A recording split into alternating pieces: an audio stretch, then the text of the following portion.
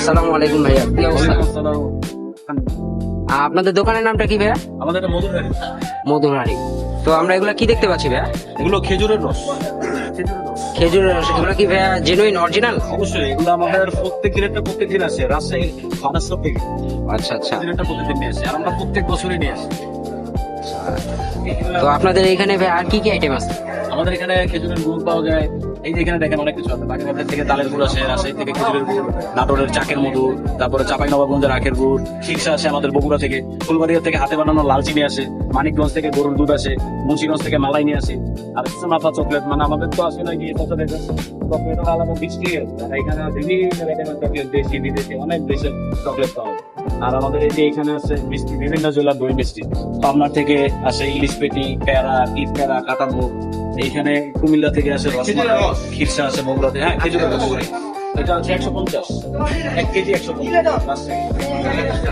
না না, কেজি এই 1 কেজি রস দিয়ে মাত্র 1 কেজি রস বিক্রি হয়ে গেল, আপনারা দেখতে পাচ্ছেন। রসের ব্যাপারে যে মানুষের মধ্যে একটা আতঙ্ক থাকে যে এখানে বাদুড়ের কোনো সমস্যা হবে কিনা, যার জন্য আমরা একটা নির্দিষ্ট পকেট থেকে প্রত্যেক বছর নিয়ে আসি আমরা কয়েকজন মিলে। এখানে এই প্রত্যেকটা গাছ, এরকম প্রত্যেকটা হাড়ি নেট দিয়ে বন্ধ করা থাকে। শুধুমাত্র এই নেটটাকে মেনটেন করার জন্য কয়েকজন কর্মী ওখানে কর্মরত অবস্থায় থাকে। এই নেটটাকে লাগানো, নেটটাকে পর্যবেক্ষণ করা, এটার জন্য 4 থেকে 5 জন পুরো প্রজেক্ট সারাদিন ঘুরে এবং এগুলোকে পর্যবেক্ষণ করে। এবং এই কারণে আমাদের অনেকে বলে থাকে যে ভাই আমরা তো রস 100 টাকা 120 টাকা খাবো। এই যে বাড়তি যে 20-30 টাকা খরচ নেটের জন্য, নেটটা দেওয়া, এটাকে পর্যবেক্ষণ করা, এটা তো ভাইয়া এটা কেজি হিসেবে বিক্রি হয় নাকি লিটার? আমাদের এটা হচ্ছে কেজি হিসেবে। কেজি। 1 কেজির প্রাইসটা কিরকম? 150। 150 টাকা না? আপনারা দেখবেন যে অনলাইনে অনেক জায়গায় অনেক পেজে বিক্রি হচ্ছে 200 টাকা 250 টাকা, কিন্তু আমাদের যেহেতু শোরুম আছে, একটা জায়গায় এসে কাস্টমার কালেকশন করতে পারে, যার জন্য আমরা 150 টাকা এটা দিতে পারি। আচ্ছা ভাইয়া, তাহলে ভিতরে আর কি কি আছে আমাদের একটু উপরে দেখা? অবশ্যই ভিতরে আমাদের এখানে আসেন, আমাদের বিভিন্ন জেলার কালেকশন। তো এই যে পাবনার থেকে আসে ইলিশ পেটি সন্দেশ, টিপ প্যারা, সাগরিকা, এগুলো পাবনার। এই যে কাঁটাভোগ, তারপরে কুমিল্লা থেকে আমাদের রসমালাই আসে, বগুড়া থেকে বিখ্যাত খিরসা আসতেছে, তারপরে এই যে ক্ষীর রোল, মালাইসর, এগুলো আসতেছে মুন্সিগঞ্জ থেকে। তারপরে ওই যে পিছনে পাবনা থেকে আসে সরমালাই, সামনে যেগুলো দেখছেন এগুলো বগুড়া থেকে আসতেছে মালাই দই, টাঙ্গাইল থেকে আসে পোড়াবাড়ির চমচম, এই যে এটা হচ্ছে আপনার পাবনা থেকে আসে মালাইকারি। এখানে দেখেন এগুলো হচ্ছে লাল চিনি, এই লাল চিনিটা আবার আসতেছে বাগেরহাট থেকে, এগুলো হাতে বানানো। এই লাল চিনিটার উপকারিতা কি? লাল চিনিটা হচ্ছে আপনার এটার মধ্যে সালফার নাই এবং আপনার হাইড্রোজ নাই, যে সাদা চিনির মধ্যে যেই ক্ষতিকর যে উপাদানগুলো থাকে এগুলো নাই। এটা সম্পূর্ণ আখটাকে নিজে বাসায় এরকম পোড়াইয়ের মধ্যে ওরা তৈরি করে, হাতে একদম ঘষে করার মধ্যে সম্পূর্ণ আর কি হাতে তৈরি, স্বাস্থ্যসম্মত এবং অর্গানিক। মানে এটা আপনার কোনো প্রকারের মানে চিনি দ্বারা যে ক্ষতি হয় এটার দ্বারা আসলে ক্ষতি হয় না। শুধু ডায়াবেটিস রোগীদের তাও খাওয়া যাবে না, কারণ ডায়াবেটিস রোগীদের তো খেলে তো সুগার তো পাবে, কিন্তু নর্মালি যে আমরা সাধারণ মানুষ যে আমরা যে সাদা চিনি গুলো খাই এতে কিন্তু আমাদের অনেক ক্ষতি হয়। আর যদি আমরা এই লাল চিনিতে ডাইভার্ট হয়ে যাই তাহলে কিন্তু আমরা এই ক্ষতি থেকে বেঁচে যেতে পারি। আমরা চিনি খাবো বাট আমাদের ক্ষতি হবে। আর ভাইয়া আপনাদের এখানে দেখলাম যে ভালো চকলেটের কালেকশন আছে, যে চকলেটের কালেকশন গুলো একটু আমাদের দেখা। আমাদের এখানে আমরা চকলেটের কালেকশন রেখেছি বাংলাদেশ সহ আরো বিভিন্ন দেশে। অনেকে অনেক আশা করে আমাদের কাছে আসছে, সেজন্য আমরা কালেকশন বাড়াতে ভালো হয়েছে। এখানে যেমন দেখেন দুবাই থেকে আমরা নিয়ে আসতেছি কুনাফা চকলেট, দুবাইয়ের কুনাফা চকলেট। এই যে এখানেও আছে নিচেও বড় বারগুলো, এগুলো কিন্তু দুবাইয়ের কুনাফা চকলেট। এই দুবাইয়ের কুনাফার মধ্যে কিন্তু অনেক ভ্যারিয়েশন আছে। এই যে এটাও দুবাইয়ের, এই যে এটাও দেখছেন এটাও দুবাইয়ের, এই যে এটাও মানে কুনাফা চকলেট এগুলো। হ্যাঁ, আর এর পাশাপাশি আবার দেখেন এগুলো আসতেছে ইটালি থেকে, এই যে মিল্কা, এটারও খুব চমৎকার একটা চাহিদা আছে এবং সব জায়গায় পাওয়া যায় না। আগে বেশ অনেক জায়গায় পাওয়া যেত, কিন্তু এখন অনেকে খোঁজে কিন্তু পায় না। আর ইনশাআল্লাহ আমাদের এখানে পাওয়া যায় না। তারপরে যে এখানে হার্সি আছে, হার্সিটা হয়তো অনেক জায়গায় পাবে কাস্টমার। তারপরে এই যে বাউন্টি, টুইক্স, হ্যাঁ, স্নিকার্স, বড় স্নিকার্স, এরপরে বুয়েনো, কিন্ডার বুয়েনো, এটা কিন্তু পোল্যান্ডের। হ্যাঁ, কিন্ডার বুয়েনো। আমাদের কাছে মার্চ আছে, মার্চ হচ্ছে আপনার নেদারল্যান্ডের। এরপরে এই যে গোফ্রে যেটা দেখা যাচ্ছে এটা হলো তুরস্কের। এই যে চকলেট গুলো আবার তুরস্কের।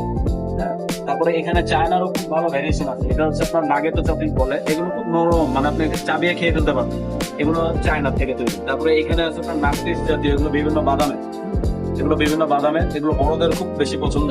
এখানে বার্গার চকলেট দেখা যাচ্ছে, এগুলো বাচ্চারা খুব পছন্দ করে, খুবই নরম মোলায়েম, মানে কামড় দিলে একদম গলে যায় এরকম। তো এই ধরনের আল্লাহর রহমতে আমাদের কাছে বেশ অনেক দেশের প্রোডাক্ট আছে। আচ্ছা আচ্ছা। তো এগুলা কি আপনারা বাইরে থেকে ইম্পোর্ট করে আনেন নাকি? ইম্পোর্টারদের কাছ থেকে কালেকশন আচ্ছা, আমরা যদি নিজেরা ইম্পোর্ট করতে যাই তাহলে প্রত্যেকটা প্রোডাক্ট আমাদের এক একটা শিপ করে আনবো, যা আমাদের পক্ষে পসিবল না। তখন আমরা এত ভেরিয়েশন দিতে পারবো। এই যে এখানে দেখেন, এগুলো হচ্ছে কলকাতার আম সত্য, কাঁচা আম পাকা আম। কলকাতার আম সত্য, কাঁচা আম পাকা আম, ঠিক আছে? তো ভাই আপনারা দেখতে পাচ্ছেন এখানে মধুর হাড়ি দোকানের নাম। বিভিন্ন ধরনের চকলেট, বিদেশি এবং আমাদের দেশীয় বিভিন্ন ধরনের চকলেট আপনারা এখানে আসলে পেয়ে যাবেন। আর তাছাড়া এখানে বিভিন্ন ধরনের ঐতিহ্যবাহী জায়গা থেকে মিষ্টি, তারপরে পোড়া সন্দেশ, দই, তারপরে আপনার খিরসা ইত্যাদি জিনিস এখানে পাওয়া যায়। রসমালাইও আছে, আপনারা রসমালাইও ট্রাই করে দেখতে পারেন। তারপর আমরা এখানে দেখতে পাচ্ছি হচ্ছে মধু। আপনারা এখানে জিনিয়ন 100% খাঁটি মধু পেয়ে যাবেন। তারা নিজেরা এটা সংগ্রহ করে নিয়ে আসেন আমরা সাজুবাড়ি থেকে জেনে নেই যে এগুলা কোথা থেকে আসে। ভাই মধুগুলা কোথা থেকে আসে? মধু আসলে কি এক এক সিজন এক এক জায়গা থেকে আমাদের কালেকশন করতে হয়। যেমন সুন্দরবনের মধুটা হচ্ছে সুন্দরবনের আশেপাশে যে জেলাগুলো আছে, সাতক্ষীরা, তারপরে খুলনা, এগুলো জায়গা থেকে সুন্দরবনের মধুটা সংগ্রহ করা হয়। পাহাড়ি মধুটা হচ্ছে আপনার শেরপুরের যে পাহাড়ি অঞ্চল, ওইখান থেকে সংগ্রহ করা হয়।